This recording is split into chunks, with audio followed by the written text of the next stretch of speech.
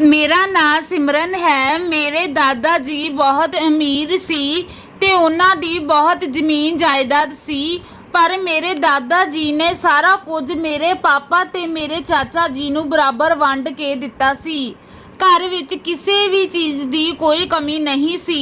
एक दिन चाचा जी अपने किसी दोस्त दे विआह ते गए तां उन्हां नूं उत्थे एक कुड़ी पसंद आ गई। चाचा जी ने उत्थे ही उस कुड़ी नूं विआह बारे पुछ लिया पर उसने मना कर दिता। फिर चाचा जी ने घर आके मेरे मम्मी पापा नूं उस कुड़ी दे घर रिश्ता लैके जाण नूं कहा तां उस कुड़ी दे घर दे मन गए क्योंकि साडे कोल बहुत ज़मीन जायदाद सी। पर कुड़ी नहीं मन रही सी। फिर किसी तरह उस दे घरदियां ने जोर पा के कुड़ी नूं मना लिया कि उत्थे किसी चीज़ की कोई कमी नहीं होनी, तू बहुत खुश रहेंगी। एक महीने बाद ही उन्हां दा विआह भी हो गया। चाचा जी चाची जी नूं बहुत प्यार करदे सी ते उन्हां दा बहुत ध्यान रखदे सी। पर चाची खुश नहीं रहिंदी सी। चाची नूं बहुता टाइम चाचे नूं ही नहीं झलना पिया क्योंकि विआह दे 2 साल बाद ही चाचे दी मौत हो गई सी। चाची ते चाचा जी शहर विच रहिंदे सी। हुण चाची जी इकल्ले रह गए सी। सारिਆਂ ने उन्हां नूं दूजा विआह कराउण लई कहा तां चाची ने मना कर दिता ते इकल्ली ही रहण लग गई। थोड़े टाइम बाद ही चाची ने अपने घर अपनी किसी सहेली दे मुंडे नूं रख लिया जो कि शहर विच नौकरी करदा सी ते उहदा अपना पिंड काफ़ी दूर सी। इसलिए चाची कोल रहन लग गया सी। मेरी भी हुण विआह दी उम्र हो गई सी। मैं अपने मापियां दी इकलौती औलाद सी। मम्मी पापा नूं मेरे विआह दी बहुत टेंशन सी। असीं बहुत अमीर सी, इसलिए रिश्ते तां बहुत आउंदे सी पर कोई भी सिरे नहीं चढ़दा सी। हर कोई मैनू देख के मना कर जांदा सी क्योंकि मेरा रंग सांवला सी ते मैं सोहनी भी नहीं सी। मेरे घर दे दाज विच गड्डी देण नूं भी तैयार हो जांदे सी, फिर भी कोई रिश्ते नूं हाँ नहीं करदा सी। मैं भी बहुत ज़्यादा उदास हो जांदी सी। फिर मम्मी मैनू हौसला दिंदे कि तेरे विच कोई कमी नहीं, बस देखण वालियां दियां ही अखां खराब ने। मैं अपनी ज़िंदगी तो बहुत दुखी हो गई सी क्योंकि मैं चाहती सी कि मेरी भी फैमिली होवे, बच्चे होण। चाची भी थोड़े दिनों बाद साडे घर आउंदे रहिंदे सी ते मेरे नाल हमदर्दी जाहिर करके चले जांदे सी। एक दिन मम्मी पापा नाल लड़ पए कि जे इस नूं इन्ना ही दुख आ ते जेड़ा अपने घर सहेली दा मुंडा रखिया उस नाल सिमरन दा विआह करवा देवे। पापा ने कहा अजकल तो बच्चे अपने माँ बाप की गल नहीं सुनते ते ओ तां उहदी सहेली दा मुंडा उहदी गल किवें मन लवेगा। जदों अगली बार चाची घर आए तो मम्मी ने कह दिता कि अपनी सहेली दे मुंडे नाल सिमरन दा विआह करवा दे। ये सुन के चाची दा रंग उड़ गया ते ओ बोली उसने नहीं मनना इस रिश्ते लई। फिर 10 कुछ दिनों बाद चाची आई ते पुछण लग गई कि किवें सिमरन दी गल बनी किते। मम्मी बोली नहीं। चाची ने कहा मेरी सहेली दे मुंडे ने सिमरन नाल विआह करवाउण लई हाँ कर दिती। मैनू अपनी चाची दी गल ते यकीन नहीं हो रहा सी क्योंकि अमन बहुत सोहना सी।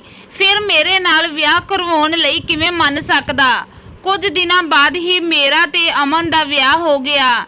मैनू बहुत चिंता हो रही सी कि रात नूं अमन कमरे विच आके पता नहीं की बोलणगे। जदों वो कमरे विच आए ते बोले सिमरन तू बहुत सोहनी है। ये सुन के मेरी खुशी दा कोई ठिकाना नहीं रहा। अमन मेरा बहुत ख्याल रखदा सी ते हर रोज़ मेरे लिए कुछ ना कुछ लैके आउंदा सी, कदे कुछ खाण नूं ते कदे कोई नवे कपड़े। पर मेरी चाची मेरे नाल हमेशा छोटी छोटी गल ते लड़ाई झगड़ा करदी रहिंदी सी। एक दिन मेरी चाची ने मैनू कहा कि मैं अपने मम्मी पापा नूं फोन करके दसां कि मैं प्रैगनेंट हाँ, जद कि मैं तां प्रैगनेंट नहीं सी। फिर भी चाची पता नहीं ऐदा क्यों कह रही सी। उसने जबरदस्ती मेरे तो घरे फोन करवाया। जदों मैं इस बारे अपने मम्मी पापा नूं दस्सिया तां ओह बहुत खुश हो गए। कुछ दिनों बाद ही मेरी चाची दा ढिड बाहर निकलन लग्या जिवें ओह प्रैगनेंट हुंदी। जदों मैं चाची नूं पुछया ते ओह कहंदे हाँ मैं प्रैगनेंट हाँ। मैनू ये सुन के बहुत हैरानी होई। मैं कहा यह किवें हो सकता है, ये बच्चा किसदा है। ਮੇਰੀ ਚਾਚੀ ਬੋਲੀ, ਤੇਰੇ ਚਾਚੇ ਦਾ ਹੀ ਬੱਚਾ ਹੈ। ਇਹ ਸੁਣ ਕੇ ਮੈਂ ਹੋਰ ਵੀ ਜ਼ਿਆਦਾ ਪਰੇਸ਼ਾਨ ਹੋ ਗਈ, ਕਿਉਂਕਿ ਚਾਚੇ ਨੂੰ ਮਰੇ ਹੋਏ ਨੂੰ ਤਾਂ ਬਹੁਤ ਟਾਈਮ ਹੋ ਗਿਆ ਸੀ। ਹੁਣ ਮੈਂ ਇਹ ਸਭ ਬਾਰੇ ਆਪਣੇ ਪਤੀ ਅਮਨ ਨੂੰ ਦੱਸਿਆ ਤਾਂ ਉਹ ਬੋਲਿਆ, ਜਿਵੇਂ ਤੇਰੀ ਚਾਚੀ ਕਹਿ ਰਹੀ ਤੂੰ ਉੱਦਾਂ ਹੀ ਕਰ। ਅਮਨ ਦੀ ਗੱਲ ਸੁਣ ਕੇ ਮੈਂ ਹੋਰ ਵੀ ਜ਼ਿਆਦਾ ਪਰੇਸ਼ਾਨ ਹੋ ਗਈ। ਚਾਚੀ ਨੇ ਇੱਕ ਮੁੰਡੇ ਨੂੰ ਜਨਮ ਦਿੱਤਾ ਤੇ ਉਸ ਦੇ ਪਾਲਣ ਪੋਸ਼ਣ ਦੀ ਜ਼ਿੰਮੇਵਾਰੀ ਮੈਨੂੰ ਦੇ ਦਿੱਤੀ। 1 ਸਾਲ ਬਾਅਦ ਫਿਰ ਮੇਰੀ ਚਾਚੀ ਪ੍ਰੈਗਨੈਂਟ ਹੋ ਗਈ। ਇਸ ਵਾਰ ਫਿਰ ਪੁੱਛਣ ਤੇ ਕਹਿਣ ਲੱਗੀ ਕਿ ਤੇਰੇ ਚਾਚੇ ਦਾ ਹੀ ਬੱਚਾ। ਮੈਨੂੰ ਤਾਂ ਕੁਝ ਸਮਝ ਨਹੀਂ ਆ ਰਿਹਾ ਸੀ, ਪਰ ਮੈਂ ਇੰਨਾ ਜ਼ਰੂਰ ਸਮਝ ਗਈ ਸੀ ਕਿ ਚਾਚੀ ਝੂਠ ਬੋਲ ਰਹੀ ਹੈ ਤੇ ਉਹ ਮੇਰੇ ਤੋਂ ਕੁਝ ਛੁਪਾ ਰਹੀ ਸੀ। ਮੈਂ ਚਾਚੀ ਦੇ ਇਸ ਰਾਜ਼ ਦਾ ਪਤਾ ਕਰਨਾ ਚਾਹੁੰਦੀ ਸੀ। ਸਾਰਾ ਦਿਨ ਤਾਂ ਚਾਚੀ ਮੇਰੇ ਨਾਲ ਹੀ ਰਹਿੰਦੀ ਸੀ, ਇਸ ਲਈ ਰਾਤ ਨੂੰ ਹੀ ਕੁਝ ਪਤਾ ਲੱਗ ਸਕਦਾ ਸੀ। ਇੱਕ ਦਿਨ ਮੈਂ ਰਾਤ ਨੂੰ ਸੌਣ ਦਾ ਨਾਟਕ ਕਰ ਰਹੀ ਸੀ। ਅਮਨ ਕਮਰੇ ਵਿੱਚ ਆਇਆ ਤੇ ਸੋ ਗਿਆ। ਮੇਰੀ ਵੀ ਅਚਾਨਕ ਅੱਖ ਲੱਗ ਗਈ ਤੇ ਰਾਤ ਦੇ 2 ਵਜੇ ਦੇ ਕਰੀਬ ਮੈਨੂੰ ਜਾਗ ਆਈ ਤੇ ਅਮਨ ਕਮਰੇ ਵਿੱਚ ਨਹੀਂ ਸੀ। ਮੈਂ ਬਾਹਰ ਜਾ ਕੇ ਦੇਖਿਆ ਤਾਂ ਅਮਨ ਕਿਤੇ ਵੀ ਨਹੀਂ ਸੀ। ਫਿਰ ਮੈਂ ਆਪਣੇ ਚਾਚੇ ਦੇ ਕਮਰੇ ਵਿੱਚ ਗਈ ਤਾਂ ਅੰਦਰ ਦੇਖ ਕੇ ਮੇਰੇ ਹੋਸ਼ ਉੱਡ ਗਏ। ਚਾਚੀ ਦੇ ਕਮਰੇ ਵਿੱਚ ਅਮਨ ਤੇ ਚਾਚੀ ਦੋਨੋਂ ਇਕੱਠੇ ਸੋ ਰਹੇ ਸੀ। ਉਹਨਾਂ ਦੋਨਾਂ ਨੂੰ ਦੇਖ ਕੇ ਮੇਰੇ ਪੈਰਾਂ ਥੱਲਿਓਂ ਜ਼ਮੀਨ ਨਿਕਲ ਗਈ। ਮੈਂ ਲਾਈਟ ਔਨ ਕੀਤੀ ਤਾਂ ਦੋਨੋਂ ਉੱਠ ਗਏ ਤੇ ਮੈਨੂੰ ਦੇਖ ਕੇ ਉਹਨਾਂ ਦਾ ਰੰਗ ਉੱਡ ਗਿਆ। ਮੈਨੂੰ ਬਹੁਤ ਜ਼ਿਆਦਾ ਗੁੱਸਾ ਆਇਆ ਤੇ ਮੈਂ ਅਮਨ ਦੇ ਮੂੰਹ ਤੇ ਜ਼ੋਰ ਦੀ ਥੱਪੜ ਮਾਰ ਦਿੱਤਾ ਤਾਂ ਚਾਚੀ ਬੋਲੀ, ਤੇਰੀ ਹਿੰਮਤ ਕਿਵੇਂ ਹੋਈ ਮੇਰੇ ਪਤੀ ਤੇ ਹੱਥ ਚੁੱਕਣ ਦੀ। ਇਹ ਸੁਣ ਕੇ ਮੈਂ ਤਾਂ ਉੱਥੇ ਸੁੰਨ ਹੋ ਗਈ।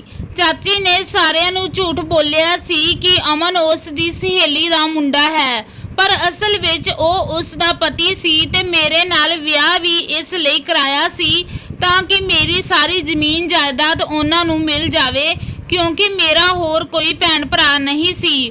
ਉਹਨਾਂ ਨੇ ਮੈਨੂੰ ਬਹੁਤ ਵੱਡਾ ਧੋਖਾ ਦਿੱਤਾ ਸੀ। ਮੈਂ ਉਸੇ ਟਾਈਮ ਆਪਣੇ ਪਾਪਾ ਨੂੰ ਫੋਨ ਕੀਤਾ ਤੇ ਸਾਰਾ ਕੁਝ ਦੱਸ ਦਿੱਤਾ। ਪਾਪਾ 2 ਘੰਟਿਆਂ ਵਿੱਚ ਹੀ ਪੁਲਿਸ ਨੂੰ ਲੈ ਕੇ ਆ ਗਏ ਤੇ ਉਹਨਾਂ ਦੋਨਾਂ ਨੂੰ ਪੁਲਿਸ ਫੜ ਕੇ ਲੈ ਗਈ।